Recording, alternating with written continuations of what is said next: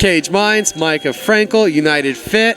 Standing next to the smiling face, as always, Eric Dodson, ahead of BKFC Prospect Series, Revel Entertainment Center, January 27th. How you doing, sir? I'm doing very good, very good. Can't wait to get back in there again. It's always fun. Albuquerque crowds always treat us right, so I'm excited to get back in there, honestly.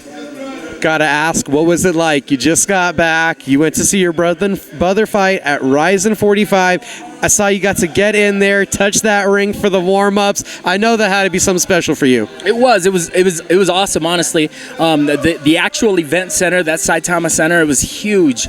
I think it sold out with like 22,000 people there, so it was on a bigger stage for sure. I loved being there, man. It was a different experience. It's cool to see the crowd, to see a sea of people. Everything from the weigh-ins to the event itself. When you looked out, there was a sea of people. It's the digital age now, so everybody's got their phones flashing, but you see headlights at you or all the flashes on the cameras. You see them all throughout the thing. It was wild. It's a cool event, man. It's cool to shoot for that kind of platform. Do you know what I mean? Because you see how far that reach can touch. How amped up does all that get you? Because your fight's just here a couple weeks away. Oh, absolutely. It gets you super amped up, man. To see how many people show up, how many people like it, just walking through the crowds and stuff like that. Everything about it, like not necessarily. It doesn't necessarily like make you want to do the fighting more, but it like the fans that show up for you, they're taking time out their day, they're getting their nails done, they're getting their hair done, they're buying new clothes, they're bringing you stuff, making stuff. All of that lets you know that your reach is a lot greater than you thought. You thought it was just you in the gym fighting with a couple of dudes, but there's people that you're actually like inspiring. There's people out there that see you as a role model, or they want to get into it because of you, whether it's just getting in shape, I just want to move around, I'm not looking to take any fights, or things like that. So it's cool. Some people build confidence off of it, off of you, because they've got a story similar to yours. The event just being out there were people talking to us in Japanese. We had translators and stuff, but people talking to us in different ways about how what we're doing touches them. And he fought MMA at the time, but he does BKFC. People followed us out there, which is pretty cool. So just all of that in general just kind of culminates together. And now you return and you're focusing on your camp, your fight coming up, Dakota Highpine. What do you think of this opportunity back on the bare knuckle stage? We know that's your love. What do you think about this fight, Prospect Series? I think it's a good fight, honestly. Just getting back into it, doing it again. We've watched video on him. He's a little bit taller than I am, has a little bit of reach. He fights going backwards in some areas. So there's ways that we definitely saw opportunities in. But I'm excited to get back in there, honestly. Dakota's been in there with, like, Brian Duran. He's been in there with a top 5 competitor. So how tough of a guy do you think you have in front of you compared to these other 3 fights that you've been a part of? To be honest, everybody's tough. Sometimes it's the punch you don't see coming. It's a body shot you didn't cover up properly enough from. It's somebody who can weather the storm, and it's them drowning you in the deep waters. Little things affect the fight in a big way. So I don't overlook anybody, to be honest, especially with my last fight. I mean, we didn't necessarily overlook him as much, but we didn't train as hard and train as deliberately as we should have. We've studied film and done things a little bit differently, changed some stuff up, but it was a good experience overall, honestly. Don't necessarily take losses, take notes, so it was a good opportunity to find out here, and here. We need to address these things more, so it should be a better fight, honestly.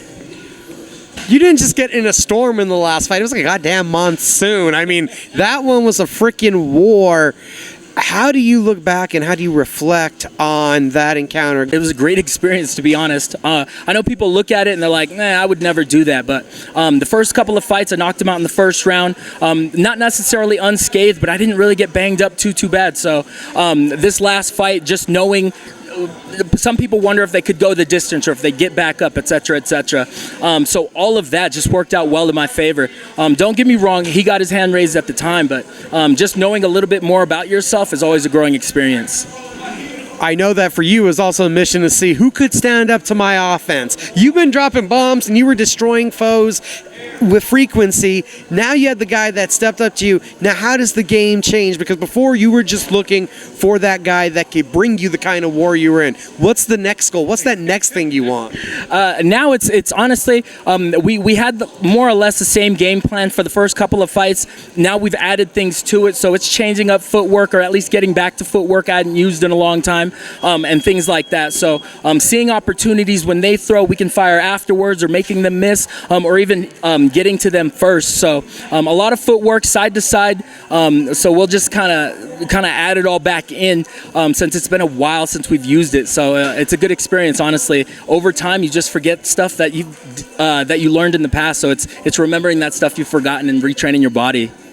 Now, we can't forget, you were inactive as a competitor for quite a few years, so really we're only like a year and a half of you being a professional athlete. How is that feeling? How are you getting acclimated to that side of everything where this isn't the amateurs anymore? It's all kind of a learning curve, to be honest. In general, like prior to that loss that I hadn't lost in like 5 years, so my head doesn't necessarily get big. I mean, I wasn't fighting throughout those 5 years, and just winning left and right.